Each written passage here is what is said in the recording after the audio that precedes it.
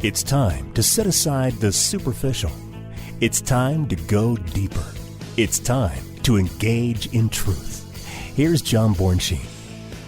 Well, everybody, welcome back to Engage in Truth. This is John Bornschein. I'm a senior pastor of Calvary Fellowship Fountain Valley right here in Colorado Springs, and I'm so excited that you are tuning in. With me here in the studio, Mike Mallinger. So good to have you, my friend. It's great to be back, John. Well, we are excited about today's broadcast, actually the series that we're about to do here, talking about parenting.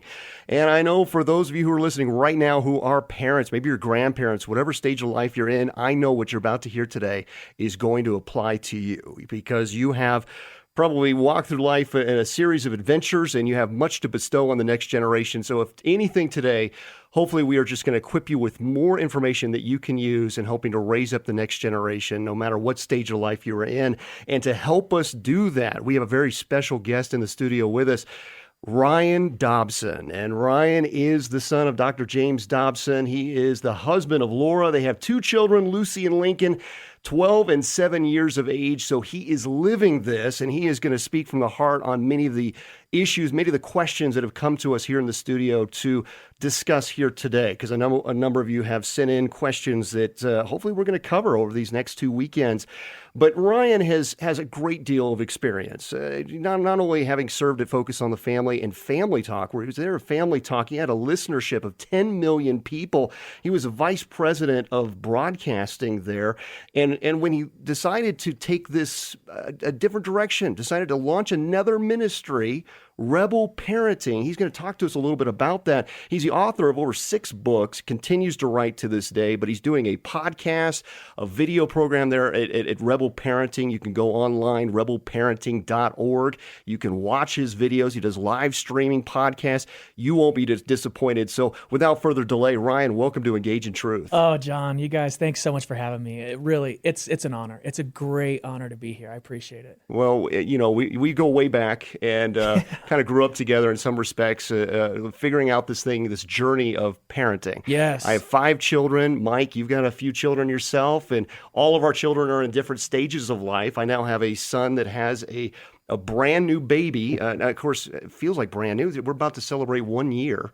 Wow. So I'm a grandpa, and I'm 42, about to turn 43. I'm a young grandpa, but I love being a grandpa. So all of us have various stories that we can share from the heart, but I don't want to eat up all of our time with just the intros here because we've got a lot to cover. Yeah. And I know it's going to take full 2 weekends to cover, but you made the decision to depart from Family Talk and to start another ministry that you called Rebel Parenting.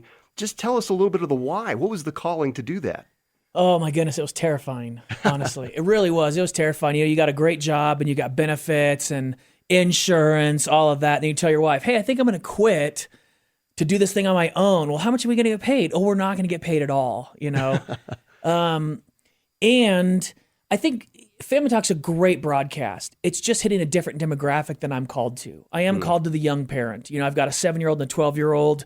We really are called to that young parent, that more newly married age listener, kind of the millennial, the young Gen X, the millennial era. It's hard to be a parent these days. It's so different than it's ever been. You know, Laura and I, we went through that phase where all your friends get married, right? You got that phase where everybody's getting married. Then you have the phase where everybody's having kids, right? And you're all going through that. And then we went through a phase where a lot of people around us went through divorces. And I've been divorced. I know what it's like firsthand. And people were just getting divorce after divorce after divorce. And it was killing me. And I just didn't feel like I was able to say what I felt needed to be said in the way I wanted to say it on traditional Christian radio. And I've been podcasting for 1 million years. I started podcasting before iTunes was released. Wow. I was a way early adopter. I remember reading about it in a magazine and going, oh, I want to do this the rest of my life. And I have. Like, I love podcasting. We are totally unfiltered. We talk about, this is the crazy thing. There are a lot of Christian stations that if you want to talk about pornography, they won't play it. Right. If you want to talk about abuse or addiction or drugs or alcoholism, they won't play it. And those are things affecting parents all over the country, all around the world. And it was like, wait a minute, you have to talk about this.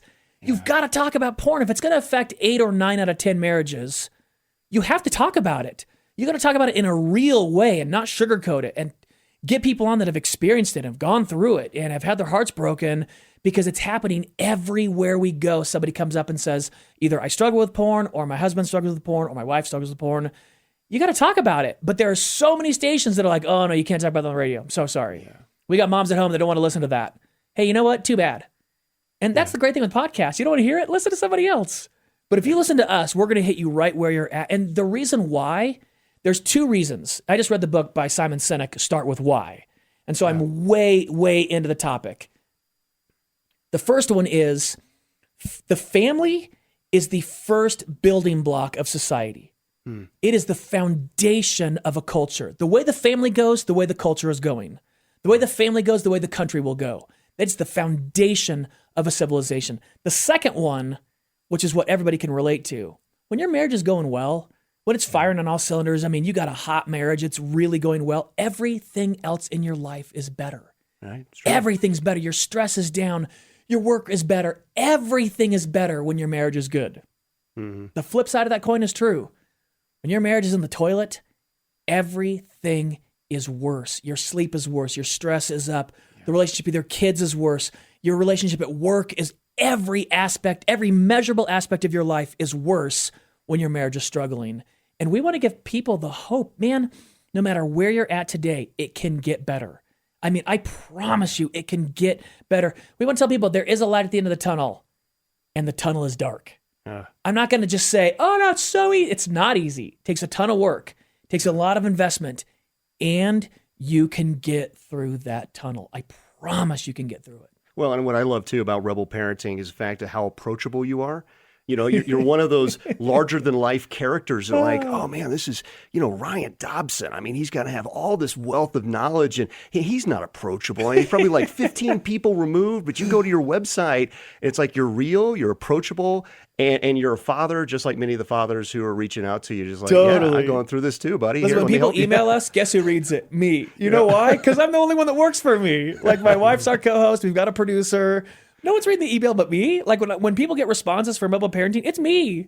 Right. I get responses back like, I can't believe you're emailing me. Like, really? Because you reached out. Like, who did you think was going to respond? Like some nameless face? Right. Like, well, I've got somebody in the corner that answers I for know. me. Yeah. No. We try to respond to everybody that emails us. It's hard. It really is. It's hard to do. It gets overwhelming at times.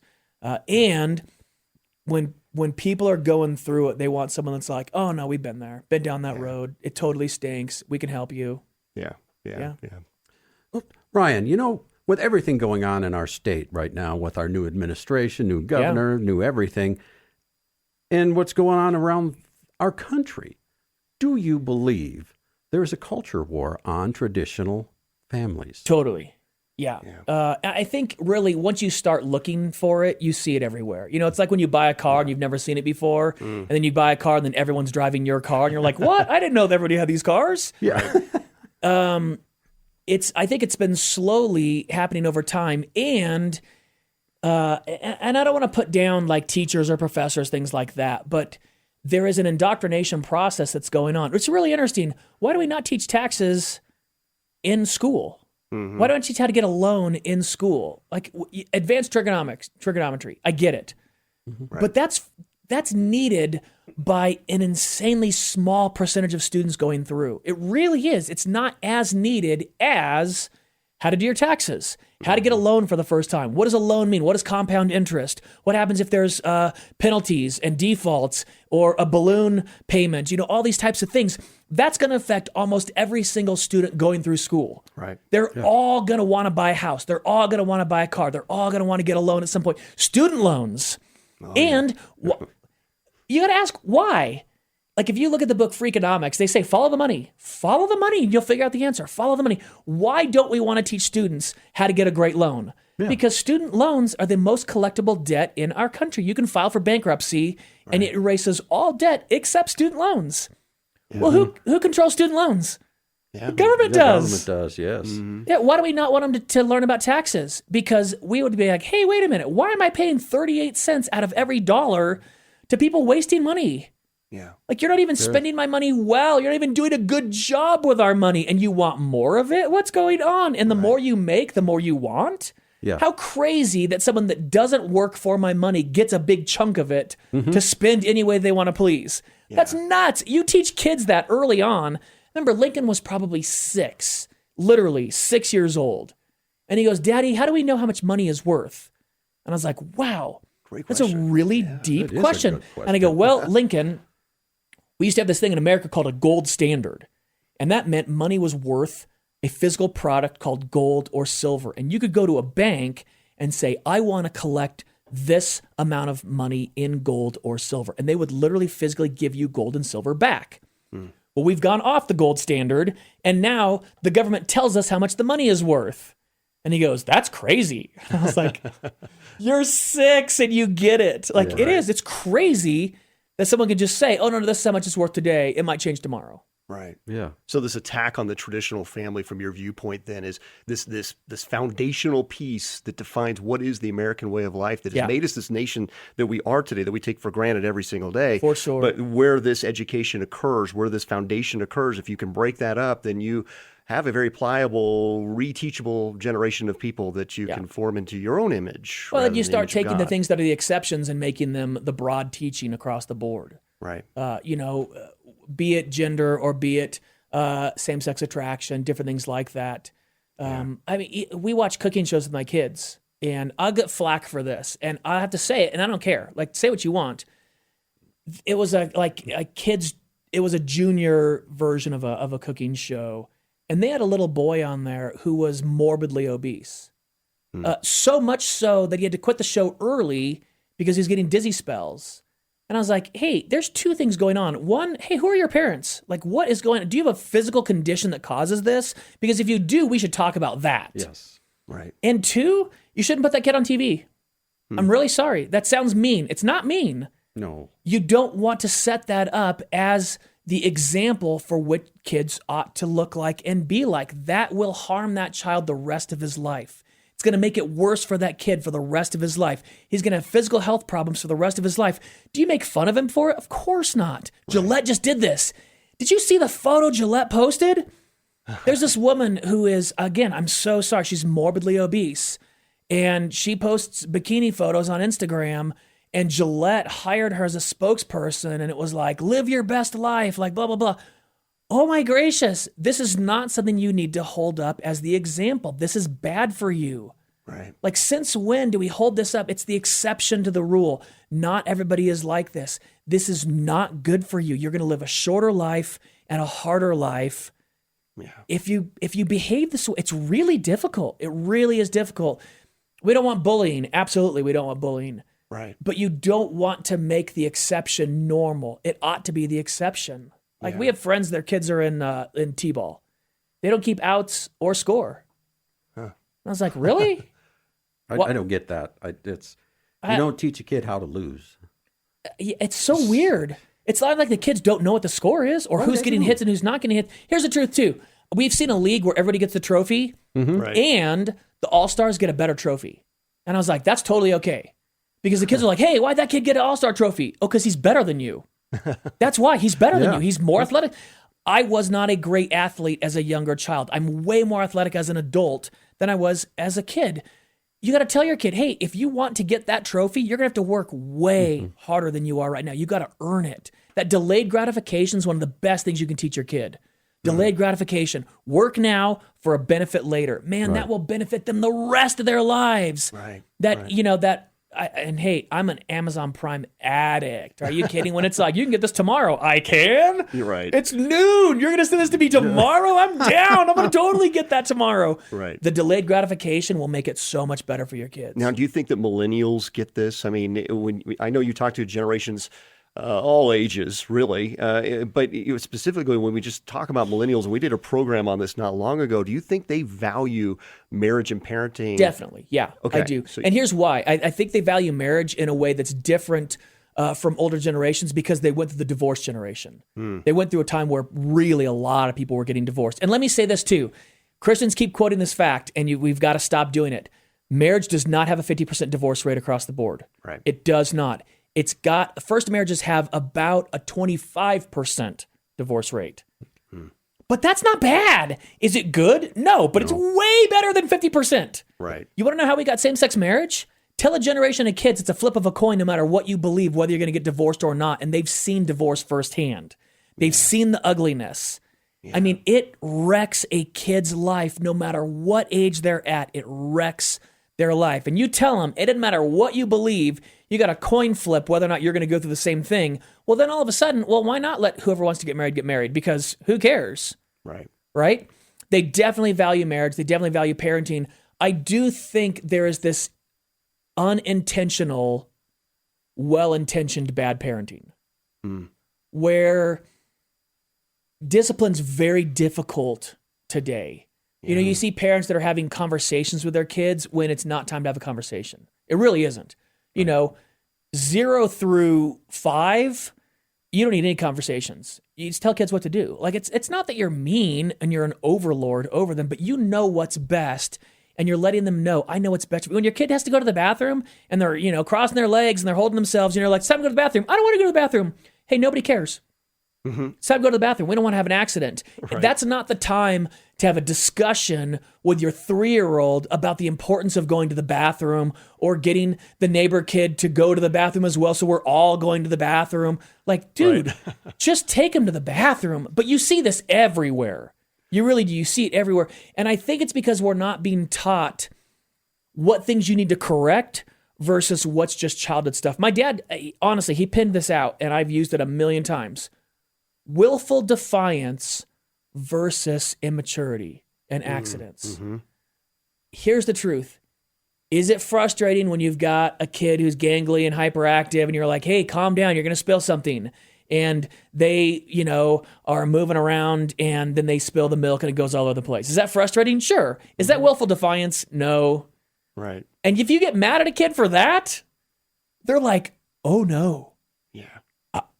I'm for sure going to do this again. I don't have that much control over my body at this point. Like, who cares if the milk spilled? It's not that big of a deal. Well, I got to clean it up. So what? You can clean up something. Yeah. Like, it's no big deal. I saw a mom and a son get off a plane, and he had a little, it wasn't a Nintendo Switch. I think it was a PlayStation Portable. It was something like that. Right.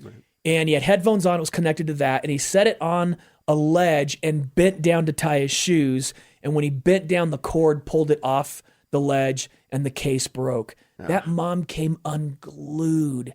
She was yelling at that kid in the airport. I was like, oh no. Right. And apparently it was the older brother's video game and he was going to be super mad. The look on that kid's face was like, what? Yeah, defeated. I had no idea.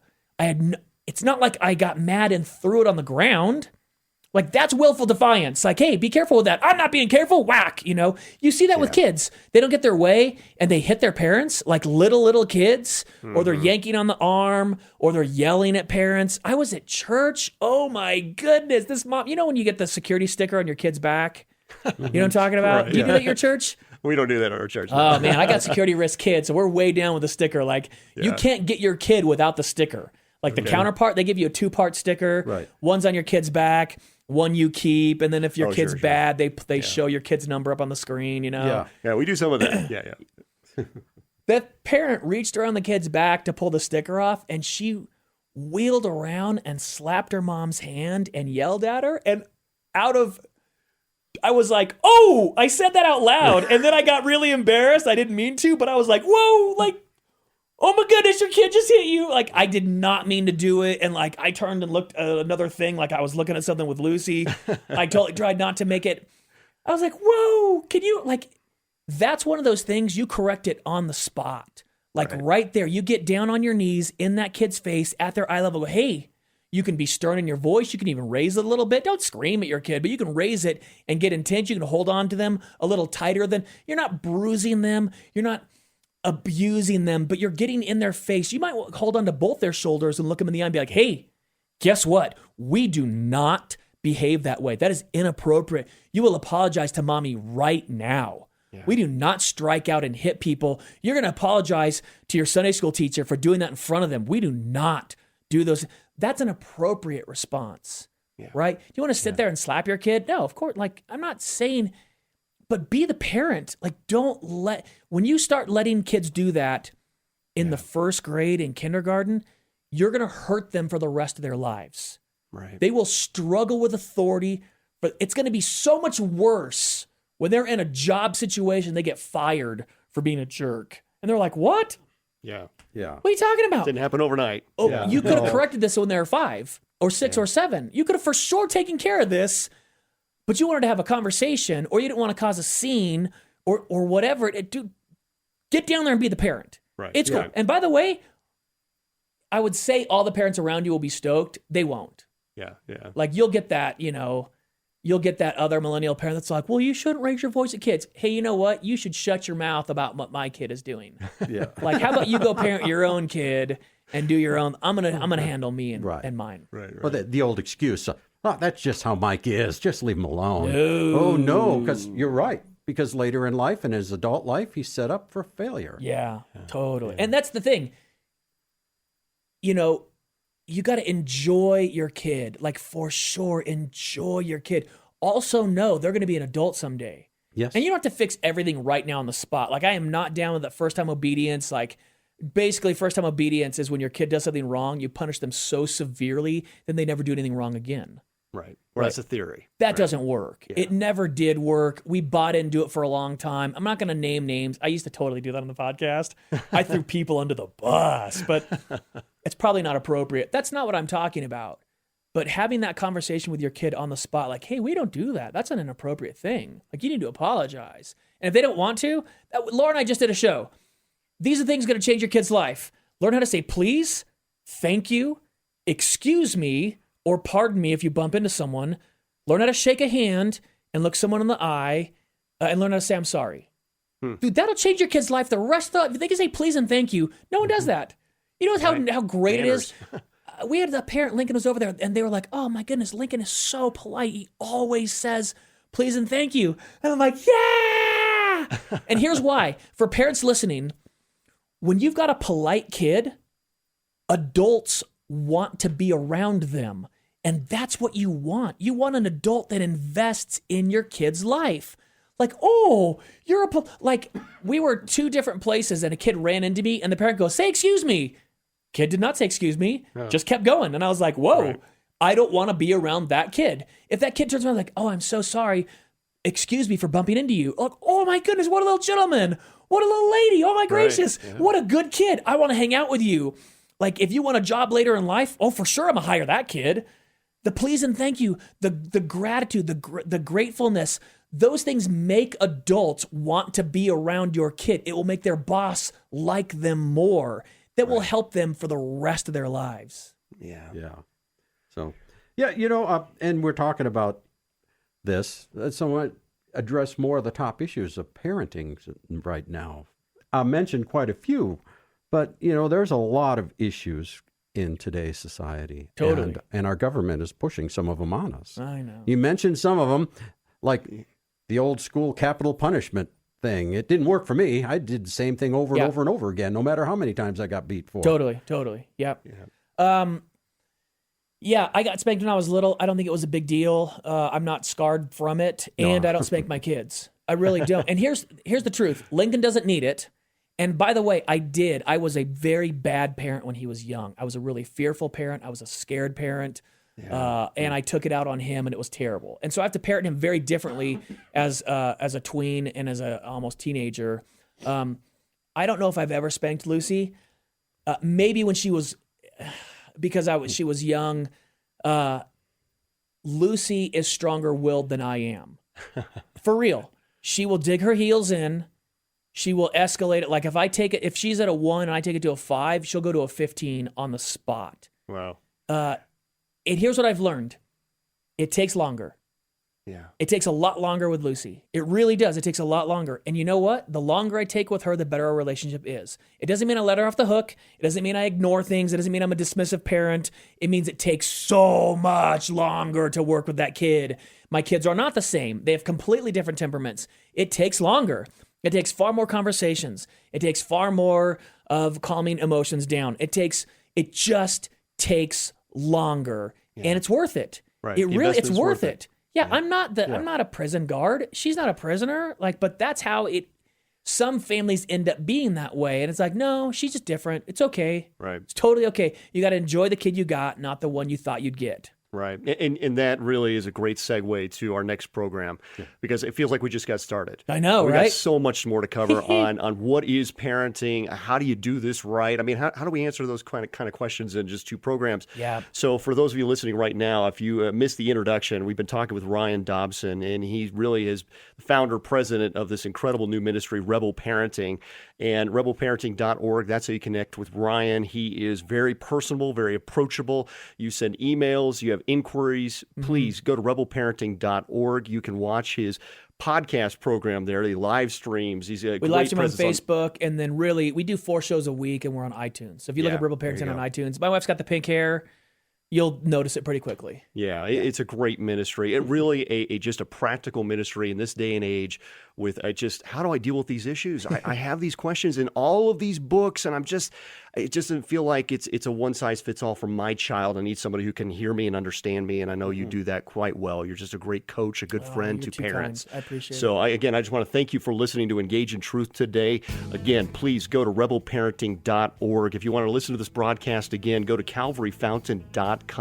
Share it with your friends. Get the message out. Tune in again next week because we're going to continue this conversation with Ryan Dobson. Again, we want to thank you for listening. If you're looking for a church in your area and just want to connect with real people who are just going deeper in the Word of God, go to calvaryfountain.com. Services are 10 a.m. on Sunday. This is a ministry of Calvary Fellowship, Fountain Valley. God bless you.